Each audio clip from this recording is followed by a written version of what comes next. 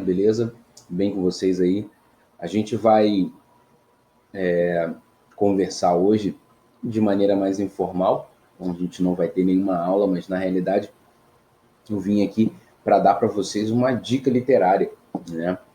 Falar um pouquinho sobre esse livro aí, que é um livro muito legal, muito especial, o Fernão Capelo Gaivota. O que acontece, pessoal? A gente vai perceber aí, vai falar um pouquinho sobre a história do Fernão Capelo Gaivota, que foi um livro publicado em 1970, né, com o nome original de Jonathan Livingston Seagull, a History, né, o meu inglês top, né, no Brasil ele recebeu esse nome aí de Fernão Capelo Gaivota, né, o que acontece?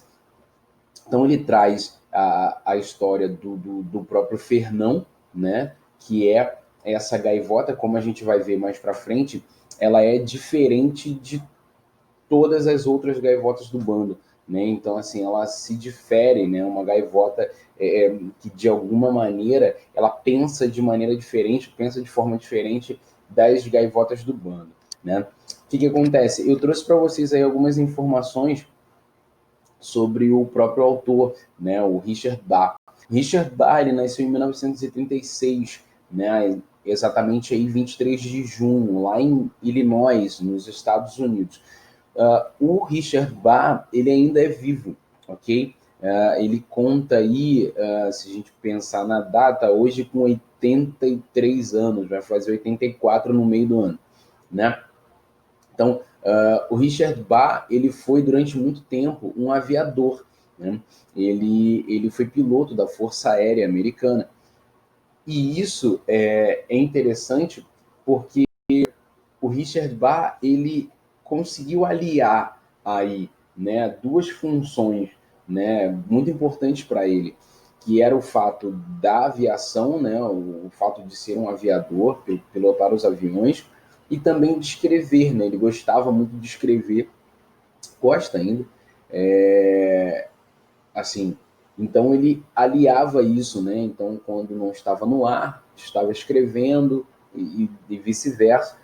E o Richard Bach, por conta dessas duas paixões que ele tinha, né, a aviação e a literatura, o Richard Bach ele escreveu vários livros em que ele colocava essa ideia do voo, né, como uma metáfora filosófica nos livros, né? Então, assim, a gente vai ver mais para frente o que é importante a gente pensar é que assim a literatura, né, os livros, né, eles trazem mensagens muito simbólicas, né? Essas mensagens simbólicas que não necessariamente aquilo que está lá escrito, né? Você não vai ler de maneira tão objetiva, mas aquilo vai te levar à reflexão, né? Você vai pensar sobre as questões. E o Richard Bach ele usava essa ideia do voo, né, que a gente pensa muito naquela questão do voo é o alçar um outro patamar, né? Elevar-se de alguma forma.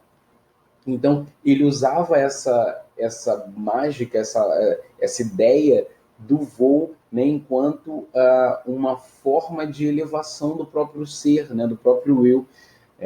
Então, assim, a gente vai ver que a história do Fernão Capelo Gaivota, ela, justamente por falar de uma gaivota, ela vai girar em torno dessa ideia, vai girar em torno dessa menção ao voo, né? Então, assim, claro que esse livro, a primeira leitura que eu fiz dele foi na infância, né? Além dos livros paradidáticos, né? Os livros da escola, os meus pais tinham uma estante com vários livros ali, e num dos momentos em que eu não estava, logicamente, fazendo as brincadeiras de criança, né? Eu olhei ali para a estante e decidi buscar um livro, né? E eu peguei, tal, não sei, coincidência, destino, quem sabe, né? Eu peguei ali o Fernão Capelo Gaivota. E o que mais me maravilhou, né, assim, que me deixou maravilhado na leitura, logo de início, né, não foi a questão simbólica, né? Afinal, eu era criança, não tinha tanta abstração assim para entender isso, mas o que me deixou muito, claro que isso eu fui aprendendo depois, mas o que me deixou assim maravilhado, como eu falei, foi a questão do próprio voo, né? Assim, a ideia da velocidade e tudo mais. Eu falei, caramba, isso é muito top, muito legal, né? Então isso me fez ler o livro e depois pegar para reler e ver esse texto de maneira diferente, né? Ter uma percepção diferente. Então, vamos lá. O que acontece, galera? No o livro, ele traz aí essa ideia da dedicatória, né, que é muito importante, né? Logo no início, o Richard Bach, ele oferece a leitura do seu livro, né, ao verdadeiro Fernão Capelo Gaivota que vive em todos nós, né? E daí a gente já consegue perceber essa simbologia que o próprio texto traz, né? O Fernão Capelo Gaivota, na realidade, somos nós, sou eu, né? São vocês, que de alguma maneira tentamos alçar os nossos voos, né? Tentamos bater as nossas asas, tentamos alcançar espaços maiores, mais altos, ok? Tentamos buscar os nossos objetivos, né? Então, o Richard Bach, ele já traz essa ideia de que o próprio Fernão Capelo Gaivota, né, sou eu, né? São vocês. Então, assim, nós que somos esses seres que buscamos sempre o melhor, né? Buscamos sempre os nossos objetivos. Legal? Então, assim, é bacana que o livro ele começa da seguinte maneira, né? Ele começa com essa descrição em que o Fernão, né, ele faz a descrição da praia e aí ele diz: amanhecia e o sol pintava de ouro o mar tranquilo. Então, se a gente parar para observar esse trecho, né, por mais simples que ele seja, né, amanhecia e o sol pintava de ouro o mar tranquilo. Você pode pensar, pô, beleza, amanhecia, legal, mas assim, é igual à vida, né? Porque quando amanhece, quando o sol nasce, é o momento em que você então decide buscar, é o momento em que você sai do seu lugar para buscar ali os seus objetivos, para cumprir as suas funções, né? Para você explorar essas funções, isso aqui é interessante, não é só cumprir, chegar ali, bater o ponto ali e tal. Não, é você sempre buscar o diferente, né? Você buscar a sua essência, né, naquilo que você faz, naquilo que você ouve, naquilo que você vê, né? Então, o livro, né, claro que a gente pode considerar aí Fernão Capelo Gaivota como uma fábula moderna, né? Afinal, a gente está falando de uma gaivota, né, que assume esse papel de protagonismo, né? O livro ele começa com essa ideia, né, que é a ideia da vida, né? Então, assim, amanhecia, como a vida amanhece, né? Então, assim, todos os dias, né, o sol pinta de ouro, o mar tranquilo, todos os dias, né, essa luz aparece, essa luz está conosco ali para que a gente possa, então, buscar os nossos princípios, buscar a nossa essência, né? Conseguir, então, os nossos objetivos. E aí, galera, o que acontece? O livro, ele é um livro que não tem aí muitas ilustrações, né? A gente não vai ver muito isso. Na versão em que eu li, que foi uma versão da editora nórdica, eu acho, né? Essa edição tinha aí fotografias, algumas fotografias, eu não lembro o nome do fotógrafo agora, eu não vou lembrar, mas essas fotografias traziam aí imagens, né, da costa, das gaivotas e tudo mais. E aí, o livro ele é dividido em três partes, tá? São três partes distintas que a gente vai falar um pouquinho sobre cada uma delas. Claro, eu não vou considerar aqui como spoiler, afinal, o livro é de 1970, né? Tem filme, eu acho que de 1973, 3 anos depois, ou 13 anos depois, não lembro. Mas a ideia é essa, que assim, instigue vocês, que vocês busquem lá adquirir o livro de vocês, né? Então, logo no início, bem depois de ele de criar essa ideia, criar a metáfora do acordar de um novo dia, né? Ele apresenta, que é a primeira parte do livro, ele vai apresentar ali o próprio Fernão Capelo Gaivota, né? Que é essa gaivota diferente de todas as outras gaivotas do bando, né? Então ele diz: mas lá no fundo, sozinho, longe do barco e da costa, Fernão Capelo Gaivota treinava. Então, assim, o que acontece? Todo mundo sabe, né, que as gaivotas, elas vivem ali para voar, né, em busca de comida. Então elas vão para tentar pegar ali migalhas de pão, alguns peixes dos barcos ali na costa e tal. Então as gaivotas, elas viviam justamente para isso, para que elas pudessem estar ali e pudessem se alimentar. O Fernão Capelo Gaivota, ele era uma gaivota, como eu disse para vocês lá no início, ele era uma gaivota que tinha um pensamento diferente das outras gaivotas. Por que eu estou falando isso? Né? O Fernão Capelo Gaivota, ele queria voar, certo? Ele queria descobrir o voo. Então, o Fernão Capelo Gaivota, ele ficava treinando, né? Ele treinava ali exaustivamente vários voos, né? Várias acrobacias no ar, né? E isso fazia dele diferente, porque enquanto todos seguiam as suas funções, então, por isso eu disse lá no início a ideia de você cumprir funções, né? Só cumprir funções cegamente ali. O Fernão Capelo Gaivota, ele buscava novas coisas, né? Ele buscava saber quem ele era de verdade, né? E ele sabia que o que ele gostava de fazer, o que ele queria fazer era voar, né? Então o Fernão Capelo Gaivota, ele tava, né? Ele ficava nesse princípio, né? E aí essa ideia de ele poder, por exemplo,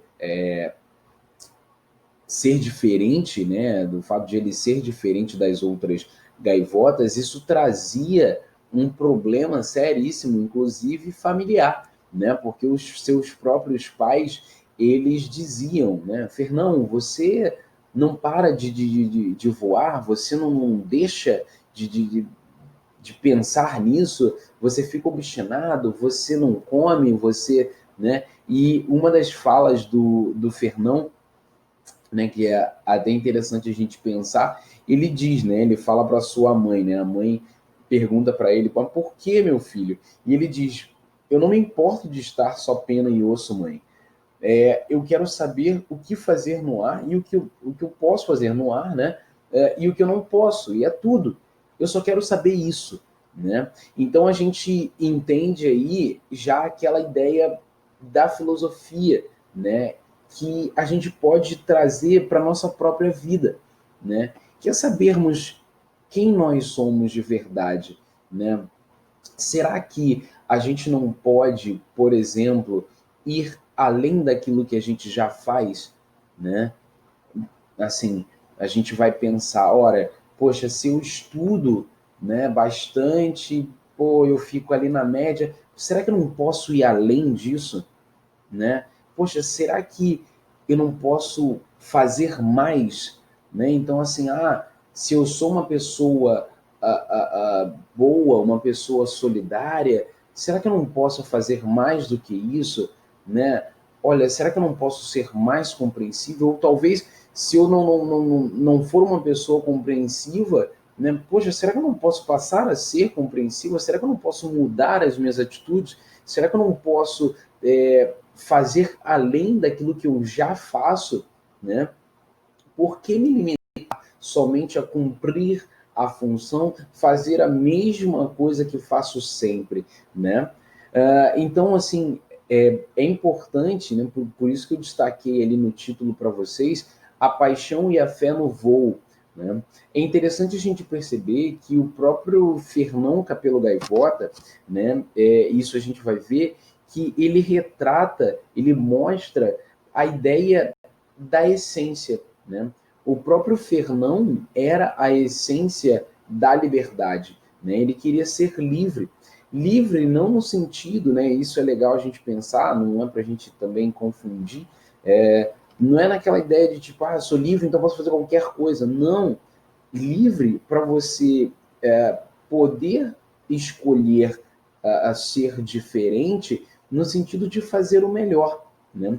E o Fernão Capelo Gaivota, ele traz essa ilustração porque ele mostra isso, né? Essa sua paixão pelo voo, né? Essa sua fé, porque ele acreditava, né, na fé, assim, ele tinha fé naquilo que ele podia fazer. Eu posso voar e eu posso voar melhor do que eu vou, né? Eu não posso, assim, eu não sou aquele ser que vai voar só para pegar comida. Posso fazer mais do que isso, né? Então essa primeira parte mostra essa obstinação, né? Esse fato de que o Fernão Capelo Gaivota ele era diferente das outras gaivotas, né? Porque ele tinha objetivos, ok? Os objetivos do Fernão Capelo Gaivota eram esses, né? De voar melhor, voar mais, né? Então ele queria saber o que podia e o que não podia fazer no ar. Legal? Então o Fernão Capelo Gaivota ele vai num dado momento, né, ele começa a fazer as suas acrobacias, né, e muitas das vezes ele se atrapalhava, é claro, né, o que para as gaivotas isso já era um fato muito vergonhoso, porque o próprio livro traz essa ideia, né, e mostra que assim todo mundo sabe que as gaivotas elas não se atrapalham no ar, né, elas não caem, né, então seria impossível uma gaivota cair. Então o Fernão, né, ele era diferente até mesmo nisso, né, ele aceitava a queda porque sabia que alguma coisa ele fez errado e com essa queda ele podia aprender, né, a fazer melhor, a fazer diferente.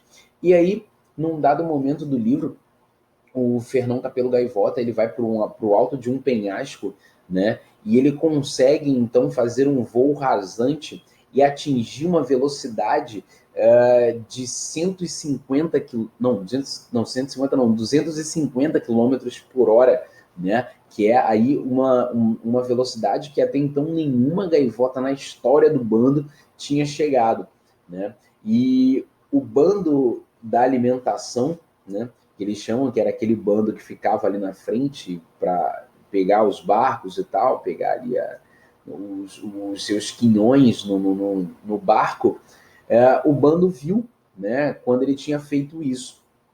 E o Fernão, naquele dia, ele começa a pensar um pouco mais, porque ele ficou com um certo tipo de medo, justamente porque ele estava com medo de machucar uma outra gaivota, né? E aí o Fernão ele decide voar de noite, né? Decide voar de noite, o que nenhuma gaivota já tinha feito isso, nenhuma gaivota tinha feito, né? Até mesmo ele ouve uma crítica, né? Uma gaivota diz: poxa, se você fosse feito para voar de noite, você não seria uma gaivota, seria uma coruja, né? Então, o que você vai fazer de noite? E aí o Fernão escolhe esse ambiente noturno justamente por ser um ambiente mais calmo, não ter tantas gaivotas e tal. Enfim, e aí o que acontece? Chega um momento em que o Conselho das Gaivotas é reunido, né? Então, assim, as gaivotas se reúnem lá para poder conversar e elas vão deliberar sobre alguma coisa. Bom, a questão é a seguinte, né? O Conselho das Gaivotas é chamado para duas coisas, né? Ou para exaltar alguém ou para banir alguém. Né? Então, no caso, uma pessoa, ou ela, uma gaivota, ela só seria chamada ou para destacar o seu triunfo, ou, no caso, para destacar aí a sua desventura, né? Enfim. E aí o Fernão, ele fica com aquilo na cabeça, caramba, cara, será que eu vou ser chamado por causa do meu triunfo? Porque o bando da alimentação viu que eu fiz o meu voo, né? Eu atingi uma velocidade muito grande. Será que eu vou fazer isso, tal? Pô, isso é maneiro, isso não é, e tal. E acaba que, logicamente, o Fernão, ele foi chamado, né, para o centro do conselho por vergonha aos olhos dos seus semelhantes. Afinal, né, a ave mais velha do bando, ela chega e atesta isso, né? Foi vergonhoso o que você fez, né? Os seus voos alçados, as suas ideias, isso não foi legal. Então, aí a gente tem o fechamento da primeira parte do livro, né? Que é justamente quando o Fernão Capelo Gaivota, ele é banido, né? Então ele foi expulso do bando justamente porque ele foi voar, né? Então ele quis alçar outros voos, ele quis treinar aí, né? Alcançar novas velocidades e, enfim, o bando não o quis. E aí, o Fernão Capelo Gaivota, ele voa, né, distante e tal, até o momento em que ele chega a um lugar, né, aqui ele vai dar o nome de paraíso, que ele sempre pensava, né, será que existe o paraíso das gaivotas, né? Então ele encontra um lugar com poucas gaivotas, tá? E essas gaivotas, elas são sensacionais, porque as gaivotas, então, elas são como ele, né? Então ele vê ali um lugar muito parecido com o lugar de onde ele viera, né? Só que, na realidade, lá, né, as gaivotas pensavam como ele, então elas sempre buscavam essa ideia, buscavam esse princípio que era o princípio do voo. E aí, ele decide, né, ele fica ali durante um tempo e ele começa a perceber, né, o Henrique, né, que é uma gaivota que vira aí o seu tutor, né, e aí, né, num desses voos, num desses treinamentos, ele conhece o Xiang, que era a ave mais velha, né, dessas outras aves. E ela era uma ave perfeita aos olhos do Fernão, né? Ela era uma ave que tinha ali, enfim, ela conseguia voar numa velocidade incrível, ela fazia voos perfeitos, e o Fernão ficava naquela, caramba, né? Eu quero ser como ele. E aí ele um dia, né, com muito medo, pergunta ao Xiang, essa ave, né, algo que é muito legal, né? Uma das falas que é muito significativa, né? Assim, pelo menos para mim, é uma fala, né, um discurso, um diálogo muito significativo. Ele pergunta assim para o Xiang: Xiang, este mundo não é o paraíso, é? E aí o Xiang diz: não, Fernão, não há tal lugar. O paraíso não é um lugar nem um tempo. O paraíso é ser perfeito. Ficou em silêncio por um momento. Você voa com muita velocidade, não voa? Bom, por que isso é significativo para mim, né? Porque é engraçado a gente pensar no seguinte: quando eu li a primeira vez, né? Logicamente, como eu falei no princípio, eu era criança, eu não tinha entendido a profundidade do diálogo, tampouco a profundidade do próprio livro, né?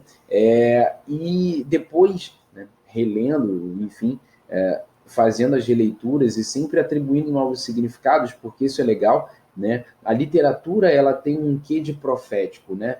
Porque ela acaba sendo, né, assim, você lê um texto hoje, amanhã o texto tem um outro significado, porque você tem outra vivência. Então, as suas experiências contribuem para o entendimento do texto. E aí, voltando a esse diálogo, né, por que ele é importante? Justamente quando ele diz que o paraíso é ser perfeito, né?